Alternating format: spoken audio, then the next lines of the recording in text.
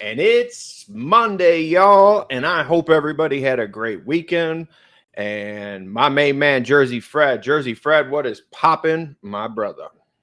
Oh, still working on my tan, Yes, GTL. Yes, without the G. Without the G. Trying to get tan like you, man. I get it.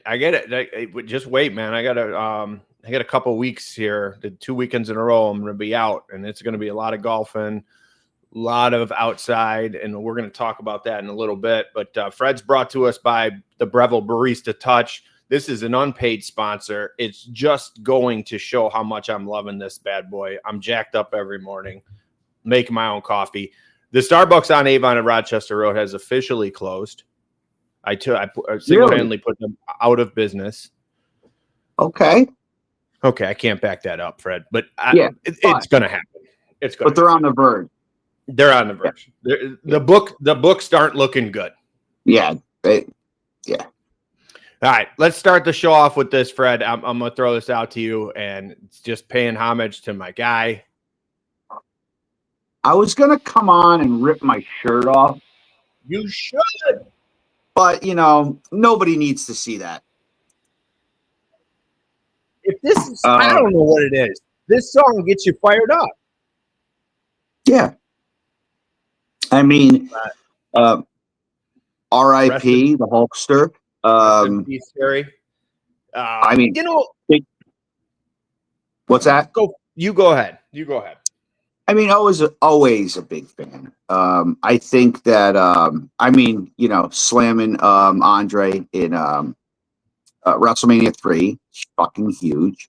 Right. It's just, there's so many. The NWO, amazing, bro. But yeah. For sure. That's what I have. So I wanted to talk about the top Hulk Hogan matches. There's talk of, look, was he perfect? No, he's not. Far from it. Especially after, wrestling was over. Well, wrestling wasn't really ever over for the Hulkster, in my opinion. But he had some personal issues that he fought. He had some demons that he had to overcome. But you got to understand the world that he lived in.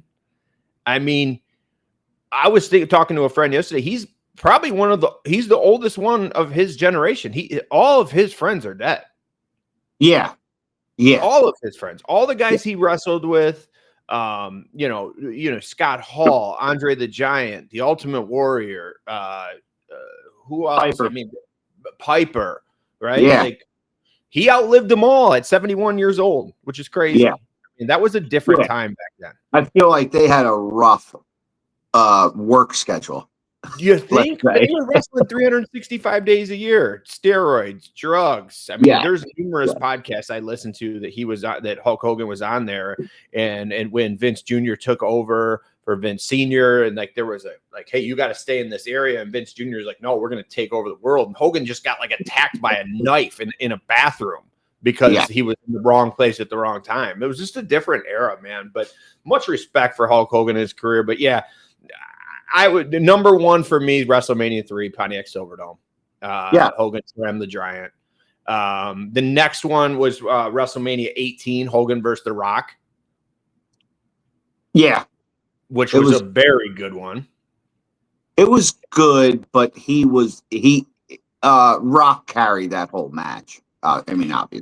Yeah. But it wasn't his best performance. Right. And then, obviously when he turned heel, we're going to the NWO. That was awesome. That was like the rebirth, of Hollywood Hulk Hogan. Yeah. Well, it was the whole, the Monday Night Wrestling Wars. It was during that whole TNT against WWE, which was amazing. Right. And you got to remember, when Eric Bischoff took over that and brought Hogan over there, he was there with with Scott Hall. What was Kevin Nash?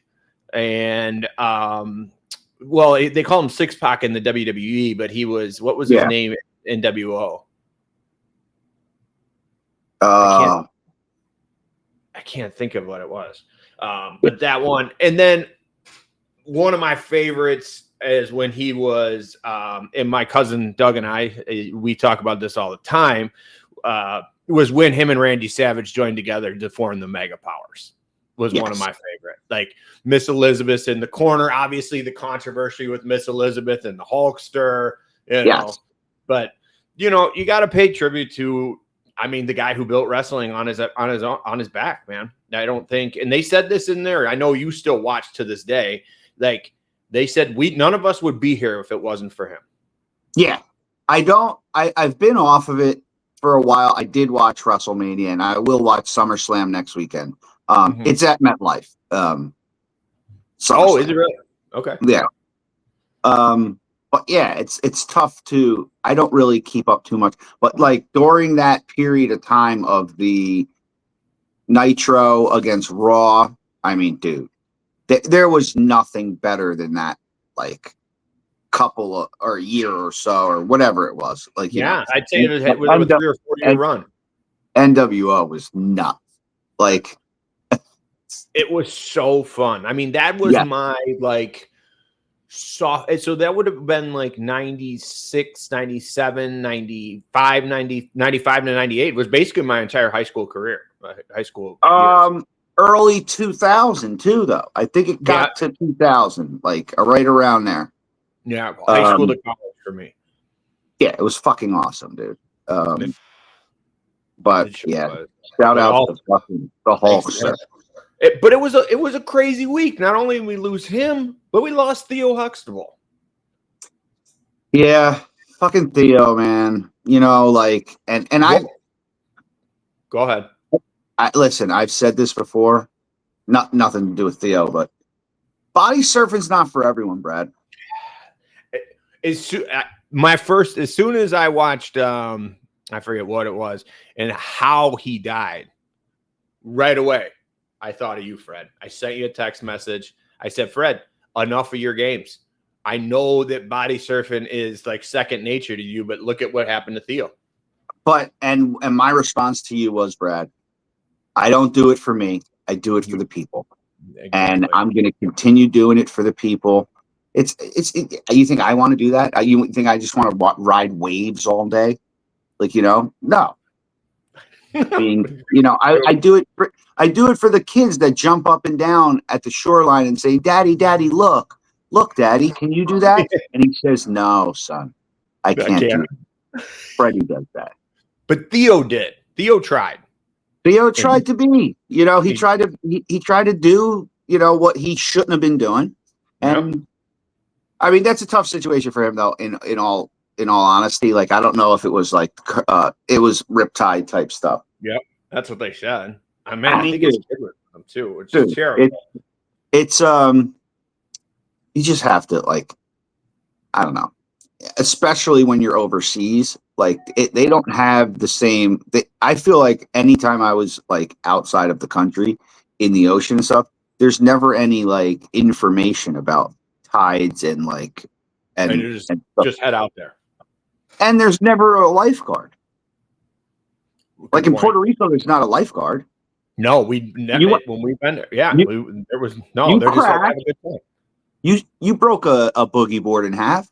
I did break a boogie board in half, running from beach to sand and just some little kids. No, it was mine. I bought it. I did, however, throw it to a fan. Signed it. Toss it to a kid after I signed it. Yeah, absolutely. Doug and I both. Absolutely. But there was no lifeguard there. A kid. No lifeguard. There's no life. That's what I'm saying, dude. Like, and where we were out there, we were near the rocks. True. Like, dude, now that's why I feel obviously safer down at the Jersey Shore. I'll be at the beach in about 2 hours. Good for you. Good for you. Yeah. But that was another. Just a free plug. I'll be getting Scroovy. Nice. Getting Scroovy. The boys would like to hear that. Hopefully they chime in here. I haven't saw the guys in a while. Hopefully they'll be at my next cigar event on August 20th. But I wanted to ask you, Fred, were you a Cosby fan? Yes. Who wasn't? I mean, another controversial show due to some. Well, issues. I mean, yeah, it was still such a great show. Great show. So I want to give you my top. What I write down? I had 3 top 3 Theo Huxtable moments. Yeah. In the Cosby Show. Number 1 was when Cliff and Theo go buy a car, and the car salesman is Sinbad. Do you remember that one? Where he dresses down and he's trying to teach Theo, like, this is the art of negotiation. And Theo lets out the fact that his mom's a lawyer and his dad's a doctor. And Sinbad's like, you guys are playing me. Yes. You're playing me. And then my other one was when Theo thought he could live on his own. And Cliff kind of treats him like a tenant. Yes. Which was hilarious. That was probably one of my faves, too. That was good. And then the last but not least, obviously, the one that most people were talking about was when Denise made Theo the Gordon Gartrell's shirt to save him money because he wanted to look cool, and the shirt was just like this. Oh, man. Great TV watching. Yeah. I mean, there's the Theo one just came out of nowhere, but obviously it was accidental, too. Right. Right. But and I read something about Hogan a week ago, prior to this, like saying how, I don't know who it was, but they had reached out to him and he wasn't doing good. And I was like surprised kind of. And then 2 days later. I didn't hear that, but after he passed, there was like, oh, he was in the hospital a couple weeks ago or something. Yeah. It was weird. But yeah, man, it's terrible, dude. And then we lose the Prince of Darkness. And yeah, I mean, so like that I mean, I don't want to say I wasn't like you weren't surprised. But he just did his last concert. Which is crazy to me. Like he did that Black Sabbath like tribute whole thing where like a bunch of guests came. That was like 2 weeks ago, dude. Maybe a month. The other thing is, like, do you remember? I forget what year it is, or that 4 seasons when they did when they had his reality show. But even then, watching him, you're like, how is this guy still around? Right? It was actually hard to watch. Yeah, he outkicked his coverage for sure. Yeah, I mean, dude, the stuff he probably went through, like he lived in a different era too of this. Like, dude, they were hardcore. Insane. I mean, those guys, I mean, between him and Hulk Hogan, can you imagine? I mean, you've heard stories, but if you like, let's say you rolled a joint and you want to sit down and you want to smoke weed with these two guys and the stories they would tell you, I mean, would blow your mind. Yeah. We did lose Chuck Mangione, and don't forget Connie Francis. I'm not familiar with either. What? Connie Francis? No, who's Connie? Who's Connie Francis? He's an old-time singer-actor. Jersey girl, though. Obviously. And who's the other one? Chuck Mangione. Who's Chuck Mangione? He plays like the trumpet or whatever. Oh, my God. I thought you were going to throw something out there. Like, how do I not know? Of course I don't know these people. You know Chuck Mangione. You'll look him up. And you definitely know Connie Francis. All right. I'll Google him. What? So they died last week too? Within the last 2 weeks, yeah. Gosh, I was having some technical difficulties. I got to talk to the show people because we need more help here, audio, video help on the show because I'm struggling. We need an AV guy. Who? We need an AV guy. We do need an AV guy, and I got another story to talk to you about that. But I wanted to play a video. This is great. It had me laughing this morning when I saw this video. Did you by chance see Trump's caddy? Yes. I mean, he's just walking and he tosses the ball and it's like, hey, President Trump, your ball's right here, guy. Wait. Yeah. I mean, there's been stories all the time about how he cheats. So like, it's great that it was caught on camera. It's awesome that it was caught on camera. But like, my thing is this: Hold on. Let's start this before we get into this. This is not a political podcast. Yeah. We're just shooting shit about shit, right? That's the story of our lives in general. So we decided to start putting it on camera. I mean, Fred and I do this a couple times a week. We only record it once. So no political. Fred, what was your take on it? No, I was just going to say, I just would love to see if a reporter would ask about it. Yes. That's all. Or like, I have so many questions. Like, did this guy just think he was doing President Trump a favor? Also, you got to get to the bottom of it too. Did he take a drop though? Did he know his ball was in the woods and he told his caddy, "Hey, I'll drop over there"? A drop goes like this, Fred. I don't know if I can do it. Not like this. Well, yes, and I mean, I get that part of it too. But yes, no, I'm just saying, like, I would like to. It would be interesting. Now, he may not have seen that. Okay, all right, hold on. He may not have seen that, and I don't believe that. Because the way the video, he's like driving right by him. And I would think that your eye is on the caddy because he's looking for the ball. So you're focused on it. Unless he's on his phone doing presidential duties, hence the reason for the caddy. He might be tweeting. Tweeting. He could be tweeting. He could be tweeting. My question is this. Is it a conversation between President Trump and his whoever the caddy of the day is? Like, hey, boys. Or be a little smoother with that? Or is it like we know as a caddy group that yes. doesn't lose balls? Yes, 100%. I think everybody on the whole course knows what's going on. So everyone just kind of does what he wants.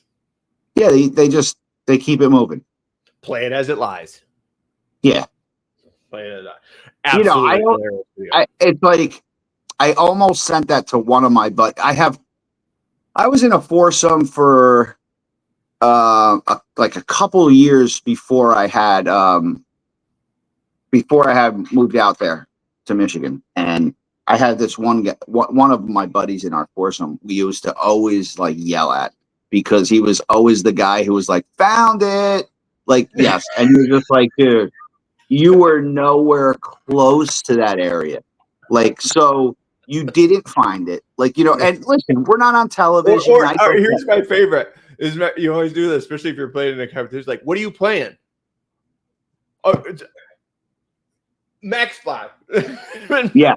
I haven't seen you in a Max Fly all day, but now you're playing one. I switched balls. What are you playing? Oh man, what did you get? Max 5. Oh yeah. That's what Does it got a little scuff next to the M? Yeah, black. Yeah, okay. Yep. This is your shit right here. When you were about 50 yards the other way. Right. Like I saw it. Like, you know, like you didn't even go into the woods in that area. You were like nowhere near where you're saying you are. For sure. Just hilarious. So, I mean, you know, it's a funny clip. I mean, it's good. But like, I feel like it wasn't. I wasn't surprised because I feel like nobody. I don't care who you are. Nobody is surprised at that clip. No, and surprised it was caught. Not surprised about the action. Yes, and I think that like what you asked before, I think that every single person on the golf course knows what's going on, and they don't even care. It's just like, you know, listen, they're not. They do say he plays for like some money though. Listen, I don't give a fuck who you are. Like, I'm gonna hold you to that bullshit. If we're playing for fucking like loot, so we're playing for scratch. Yes, if we're playing for money, dude, I don't give a fuck who you are. Like, you know, and I don't care if it's your course either. Like, dude, no. Like, you know, like if you breathe on a ball, I'll call it a stroke. Like, nope. Right. Like, you know. Now, if we're not playing for money, you know, I don't give a fuck what you do either. I don't care either. You know, I only care about my ball. Yeah. But speaking of golf, I gave you a homework assignment. Yes. You partied. all weekend, Fred. I gave Listen. you 2 things to watch this weekend. I don't expect much from you out of this podcast. I agree. And listen, I'm not going to say that my bar is like right here. Yeah, it's very low. It's just that it's tough. Listen, I didn't do homework in school. Let alone as an adult. Yeah, but I did take it into consideration. I guess that's all I could ask for due to the salary that I pay you. And it's the summertime at the Jersey Shore, so it's like it's hot. I'm working on my tan. I understand. And let me fill you in. Yeah, let me fill you in. Okay, and I'm going to talk about a couple of things that I requested for you to watch. But number one was Happy Gilmore 2. Okay. I know you read about it. It's hard to not hear about it because of its, again, this show today, our show is just 90s, early 2000 throwback of things that we were raised on. And that's Happy Gilmore in the early 2000s, right? So, I mean, they've been talking about that out here for the last year. Because it's filmed all out here. Yes, it was from Jersey. So my hometown, Verona, West Orange, Morristown, Newark, Belleville, like they were all over there, and like so it's been like around out here for so long, right? Kind of. Okay. And now he's back in Montclair. He's filming another. So we've heard about it for like it's been the talk of the town for like a year, right? Now, and like New Jersey's the new LA. Hollywood. It is. That is very true. Jersey is the new LA. You know why everybody moved out there? The shore? Yeah, they don't have to pump their gas. Well, that and on a serious note though, and I'm being honest, that New Jersey is the new Hollywood. I know you think I'm kidding, but they changed all the laws with taxing on the film industry. Yeah, so like Netflix is putting like a gigantic movie studio, like about 20 minutes from where I'm at one of the military forts. Wow. They're splitting it like half and half. Like they've been wanting to close it for a long time, but the town fought against that too because it supplies the town. Like a lot of people in the a lot of the reserves and stuff that stay there. Well, I know a couple of years ago here in Michigan they had something similar, but it was more for Hollywood, not necessarily Netflix. But I know that it was huge around here because it provided a lot of jobs for a lot of people. From like catering companies to local restaurants to just people working or people like me who would just be like, yeah, I want to go do a cameo, right? Yeah. But I would assume that it's the same thing for Jersey, which is really cool. So that should be like, I think 2027 that it's like, it's going to be a huge Netflix studio there. That's really cool. And then right now it's like, they just passed it, I think, like with the taxing thing, I guess, like just recently-ish last year. So now it's really been popping off. So that's pretty cool. But there's a lot of like, did you see that there's a lot of mixed reviews? Yes, I did see that. Okay. Now, of what you read, what's your take? Not seeing it. This is actually perfect. What are your expectations of the movie? All right. So to be honest, I mean, obviously, I'm not expecting to be blown away. I know what the hell I'm getting into. I feel like it's going to be a funny, decent little movie with a ton of cameos. Yeah. And that's exactly what it was. I don't understand what people's expectation was. I agree. This movie. That's where I'm struggling now. I agree. I don't like the negative comments about the movie. It's like, dude, this isn't a masterpiece. This is Happy Gilmore 2. Like, right. So and like So, and I watched it with Sarah, and I actually had her watch Happy Gilmore, rewatch Happy Gilmore 1, right? And the whole time she's sitting there watching, and she was like, "This is stupid. This is stupid. This is dumb." And it was probably, but it's still entertaining. Hilarious. Some of the parts were hilarious. And I think the best part, and everyone's talking about it, is the cameos. Yes. Like Kid Cudi, Eminem, Will Zatoris, all the live players, PGA players. I thought it was great. John Daly was awesome. John Daly was awesome in it. Who? John Daly. Okay. I didn't see that clip, but Bad Bunny and his caddy.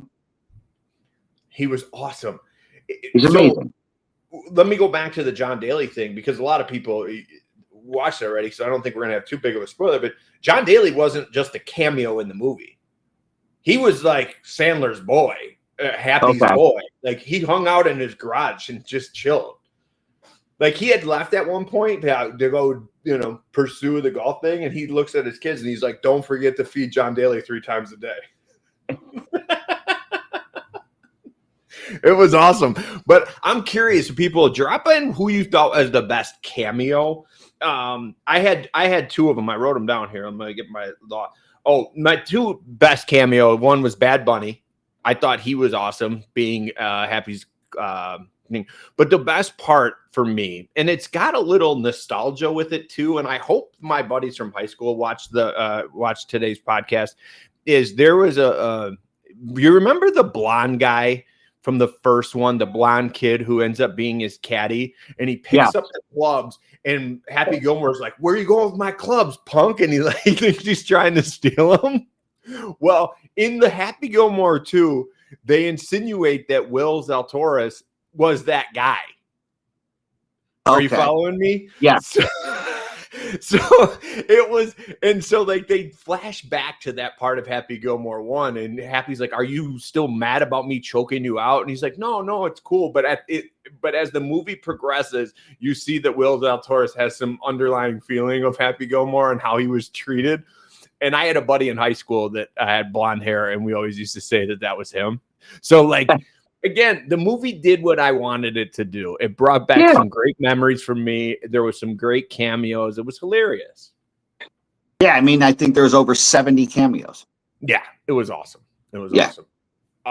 There was another show I wanted you to watch, and now I'm going to give you some more. It was basic. It's called Hunting Wives. Yeah, and it's on Netflix. Everybody's talking about it right now. Yeah. You know all about it. Well, no, I know about it. I didn't watch it yet, but yes, I do know all about it. So, in my take on this is, it's like Brittany Snow, amazing in it. I didn't know what I was getting into. Okay, so I went in completely blind. So I think it's like a mix of like Skinamax and Lifetime, and you put them together in one.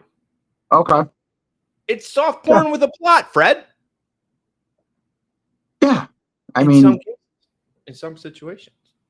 Yeah. I think it was a good watch, man. I think, okay, look, not for kids, but nor is this podcast, to be honest with you, at sometimes.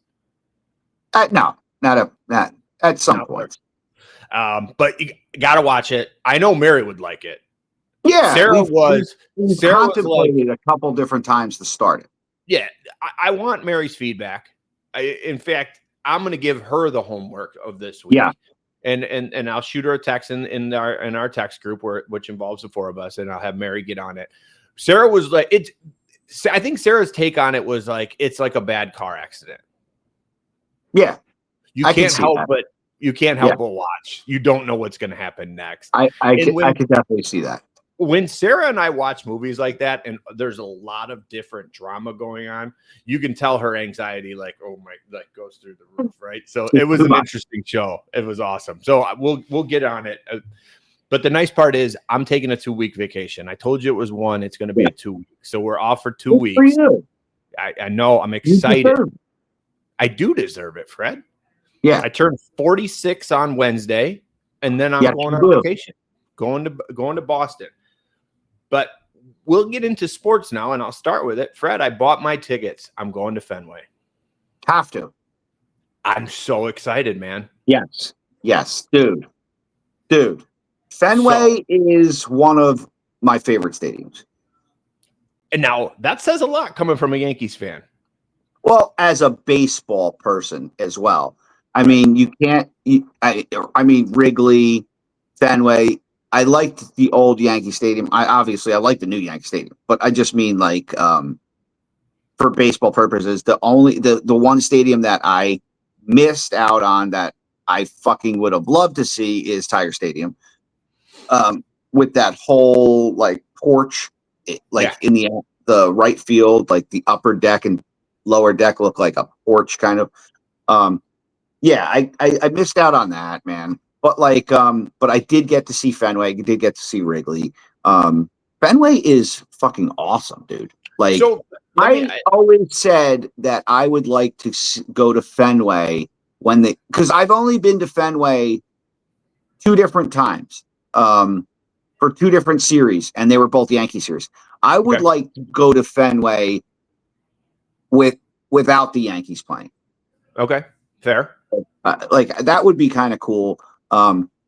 Just to not have to worry about people talking about my mother and shit like that. Understandable. But I guess, Fred, as somebody who's been there before, it's weird as we play that I'm not. Boston plays the Astros, and the game's at 11:30 a.m. That might be the marathon game. What does that mean? Don't they do the Boston Marathon? It's one of those. Weekend? I don't know. I know they. Is that like a Monday game at 11? No. This is Sunday. Sunday. Okay. They might have something. They probably have something going on. But I'll have to look into it. So what do you think? Anything in particular that I need to do? Like what? I got bleacher tickets. Awesome.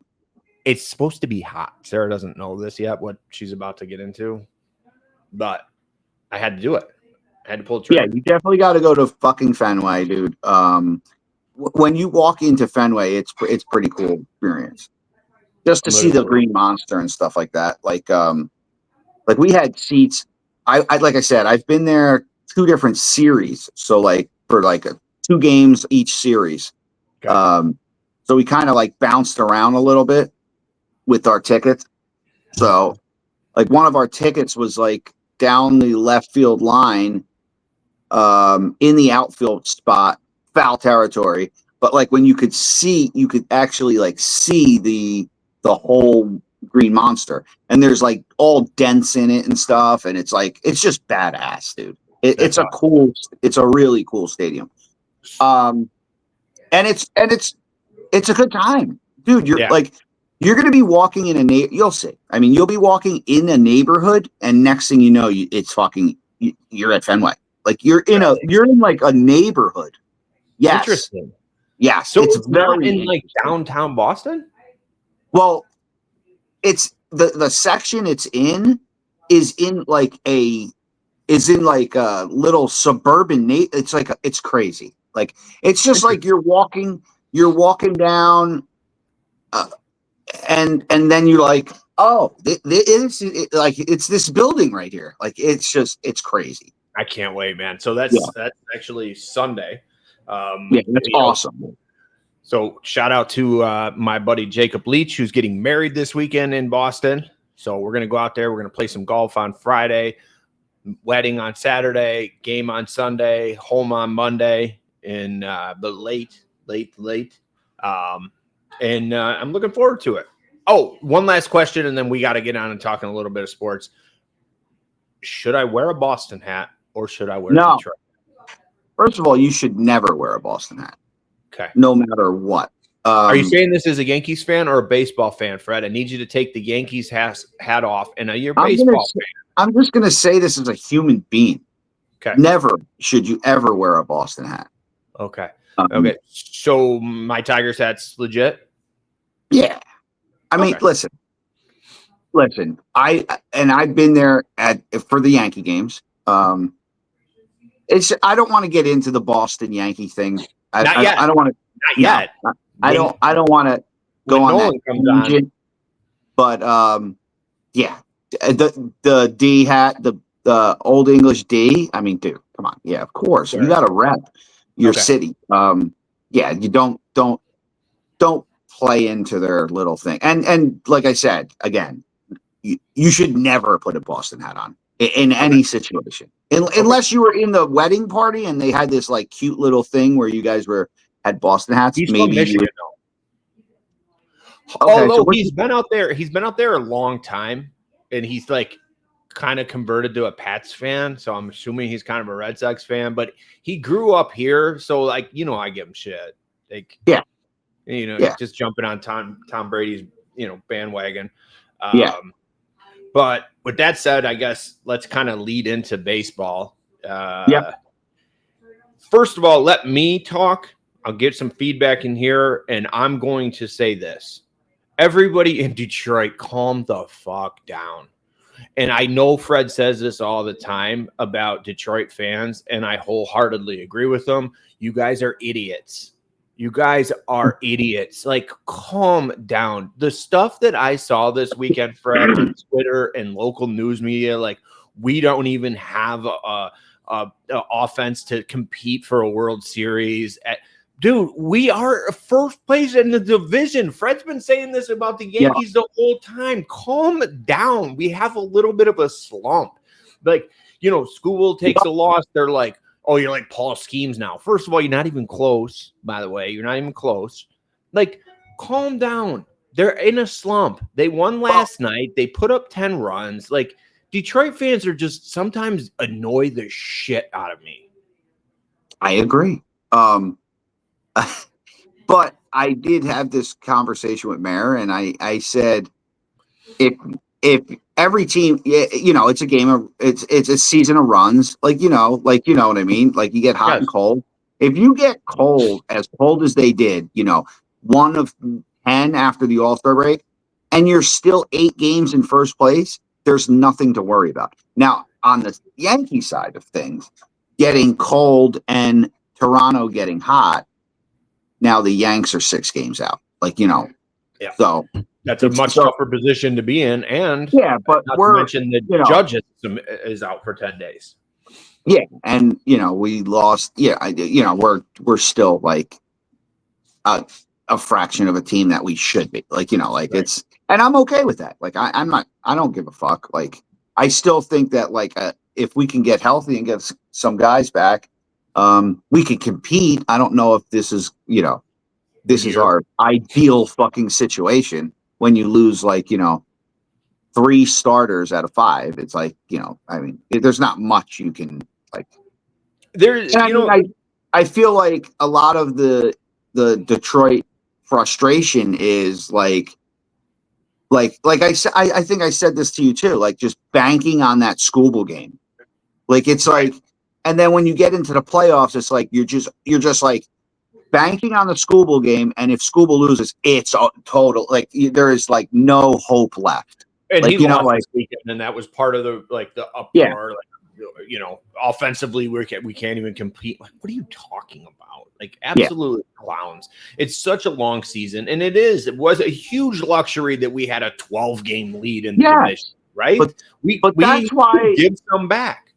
That's why I always harp on the fact that when people say that, divisions aren't won in April, these are just games that, you got to figure out. No, they are won in April. They are won in May and June. Like, you need to take all those games early in the season, just that they're just as important as the ones in September, because now you pat it yourself with a 11-game lead in the division, and then you go cold and you're at 8.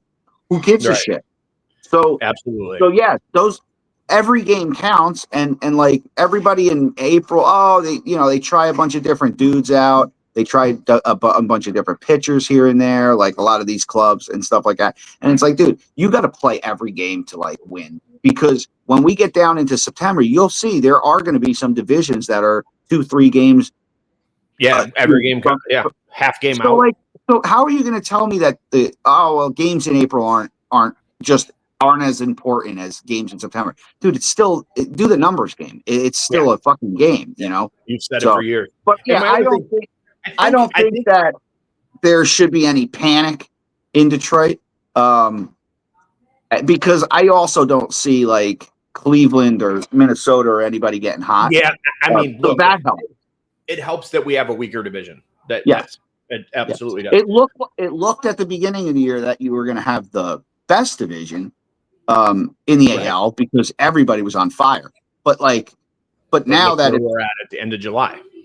Yeah, and you're fine. That's a great spot to be in. 8 games up. Well, I think another thing that everyone's frustrated about right now is we haven't really made any crazy moves before this upcoming trade deadline. And if I'm not mistaken, I believe that you said on this podcast that the Tigers won't. Most likely they won't. Right. There's no surprise to you. And you're an outsider. And but you're 8 games in first place. So what are you looking for? You know what I'm saying? Also, I did send you some things this week on IG, some articles about what's going to happen at the end of next season. Something I've always said to you in the past. Why don't you share that with the people, Fred? Because I don't want to talk about it. Where is Scooble going to be after next season? Is he going to be in LA? Is he going to be in Queens, the Bronx? Where is he going to be? Fred thinks it's going to be the Bronx. Or my thing is this: if he was a position player, I can see them holding on, but I don't know if the Tigers pay $400 million to a guy who plays every 5 days. Makes sense. That's just my opinion. I don't know. I hope that goes along the thing that Fred always says: are we just a mid-market team? And that's the thing. Are we going to spend that kind of money for somebody who plays every 5 games? But it kind of goes along with Fred's argument, in my opinion. Yeah, because if you let him go, and now it all depends on what happens next year. Because if you're not contending, then at least you trade and get something for him. You're going to get a ton of shit, a ton. Right. Now, but that's the way, the mid-market, small market way is build your pieces up, get value for them, and get more pieces back than for him, and just I mean, dude, it is what it is. Do you think they're signing him for $400 million? No. This city's going to have a problem with it. I'll tell you that much because Detroit fans go on to find a way to whine about everything. But if we can get something for him, decent, offensively, maybe some more bats, some fielding, I can understand the idea. But do I hate the fact that they're not going to pay for him? Yeah, for sure. I do. He's huge. He's awesome. I mean, it's you got the best pitcher in baseball, and I don't. It just strengthens my argument with. Unfortunately, I can't argue with you, Fred. I had 3 situations that I agreed with you. I support your comments. They're kind of showing it, in my opinion. Well, yeah, and I said this a couple years ago, maybe last year to you too. I was talking about Riley Green, stuff like that. I said to you, we'll have to see in a couple years if they're serious or not. Because are you going to pay Riley and Parker Meadows? He doesn't hit, but are you going to pay Riley Green? Are you going to pay Carpenter? Are you going to pay Z-Mac? Are you going to pay Torque? Or are you just going to start over like they do every couple 5-7 years? Yep. Yes, which is okay too. Right.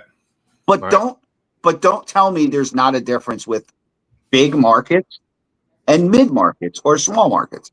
And here's another thing. Don't tell me we don't have the money. And Brad, I'm glad you said that because that was always my argument. with the whole, you guys buy championships. Buy championships? You mean like pay better than you do? And don't tell me you can't afford to pay school, because you can. Yeah. Wholeheartedly, you can. So like, look at your roster and your salary last year. Don't be mad at the Yankees and the Dodgers for spending money. Like, like be mad at Chris Ilitch. Yep. It's Chris? Yeah, I believe so. Yeah. Right? Yeah. Like, dude, be mad at him, dude. Don't you dare think you can't afford Ohtani. Like, you know what I mean? Like, come on, man. Spend the money. Sell the team. Are they yelling sell the team yet? I do believe I saw somebody no way on Facebook say sell the team. I'm almost positive. But that's, that's your stereotypical person on Facebook. It's like, you know what? Let's jump into this. Training camp. Football's back. Ish. Yeah. Thursday. Hall of Fame game. Yes, it is. Lions versus Chargers. Yes. I'll be watching. I'm going to watch it. I actually watch most of the Steeler preseason games. I watch most of the Lions stuff, at least first half, depending on the day, whatever. But they say Jalen Ramsey's balling in Pittsburgh, which I'm sure you're excited about. The Lions are literally fighting each other, which I'm excited about. I'm excited about that, Fred. You need that. Yes. Yes. We need that. But the thing that I've heard the best, the most excited that I am is Ben Johnson sits the first team, Bears first team, because Caleb's not picking it up. Dude, if he's there after this season or next, I'd be surprised. Ben or Caleb? Caleb. I just feel like he's going to want out. Nothing will make me happier than this Caleb Williams draft being a bust. And everybody in Chicago hating Jaden Daniels. Yeah. I mean, dude, they missed. But like I do think Caleb's a good quarterback. I mean, I just think they're a trash team. Like I don't think they're that good. Or will be this year. I mean, they tried to bring a bunch of pieces in last year, and then nothing happened. Like coming out of Chicago, you think that they had all the answers. Like, all they needed was Caleb. Now all we need is an offensive line, and all we need is a new coach. Like, okay, all right, when is enough? But all right, well, that's it for this Monday. Fred, you enjoy your 2-week vacation. Okay, we'll be back. I will. I'll be here. I don't know if you caught this, but we did sign Red Sox fan Nolan Duda for before the series and after the series. So this time off, I think we have to bring back the hat bet. I won't put that thing on my head. You have to think of something. I'm going to give you 2 weeks. I'll think of something, but I'm not doing that. I will. That's silly. Like putting a Detroit hat on, I'm not even mad at that. Like, I still have it. I didn't even. Huh? It's a bet. You got to do something. Think about it. T? Nah, maybe. Think about it. You got 2 weeks. I just can't see myself with the hat on. But you know what? Who knows? But you're going to do it for the show. Yeah, I don't do it for me. No. It's just like your body surfing. Yes. Doing it for the people. Yes, I do it for those kids jumping up and down on the shore saying, Daddy, Daddy, look at him. All right, Fred. Have a great 2 weeks, brother. Keep me posted. Will do. All right, buddy.